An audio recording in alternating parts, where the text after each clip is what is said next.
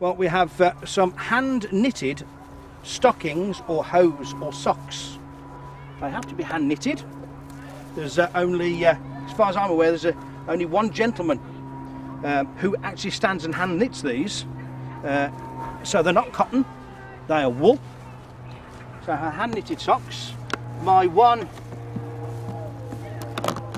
modern item is I do have a plastic garter or an elastic garter, because I have to keep these up. Now, breeches or short trousers are a feature through a lot of history, all the way through to the early Victorian times, when we started going in to trousers or pantaloons. Now, these breeches are quite thick wool with pewter buttons, and they tie at the knee.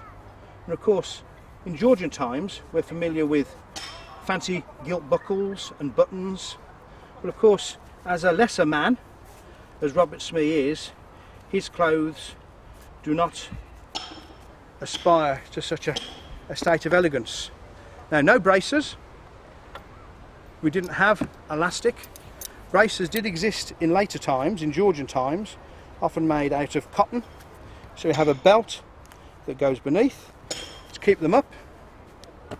And then I find my shoes. Now, shoes are immensely important. And when it comes to dressing in character, two areas that often cause conflict are shoes and spectacles, because spectacles are an expensive item to acquire, shoes are expensive items, but correct shoes and correct spectacles, if you have to wear eyewear, they actually complement the whole appearance. And for somebody who has a period costume but not the right spectacles, it can actually let down what is otherwise a very good impression. And in a moment you'll see me putting on my period spectacles. But these shoes here are latchet shoes of the period, and these are handmade, all leather.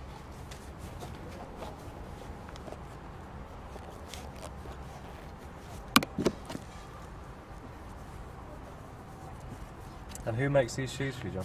These shoes were made by a chap who lives in Wales called Andy Burke, who is a historical shoemaker. There are actually about 3 or 4 historical shoemakers in the country, and we acquire our shoes from a variety of sources. But for each character or each costume, there has to be different shoe wear. And in the Georgian period, when we do our Georgian interpretations, the shoes have to match the status of that person in society. So it might range from everyday buckle shoes to riding boots. In my wife's case, she'll have everyday working boots or working shoes for a person of the lesser sort.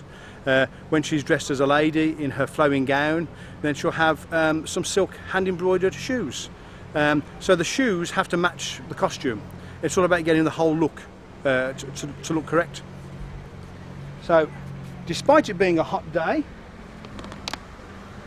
I then place on my coat or doublet. You notice that on the undergarments there's a lack of buttons. Buttons were expensive, even for the lesser people. So if anything could be tied, then it was tied. But on the front here we have pewter ball buttons, and pewter was used, quite a soft metal, used in many respects, and even for eating with and eating off, and was known as poor man's silver.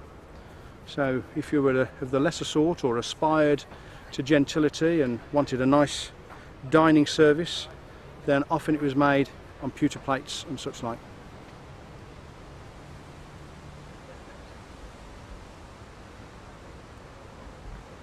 Now in a moment I will put on my period glasses. I'll take these modern ones off.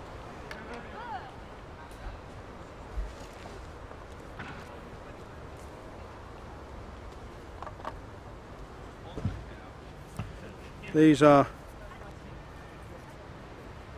late Tudor, early Stuart glasses, frames with the prescription in them,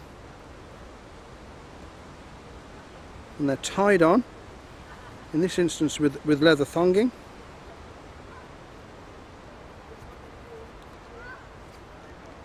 Can you see through those? Oh yes, yeah, see perfectly. Sometimes they tend to be a bit close to your eye because they get pulled back, and then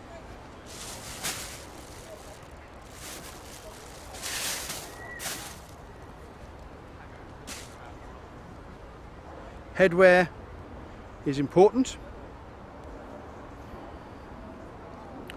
So a coif would be worn most of the time, all the time in fact. This would be worn indoors and then outdoors beneath a woolen cap. So there, the costume's complete.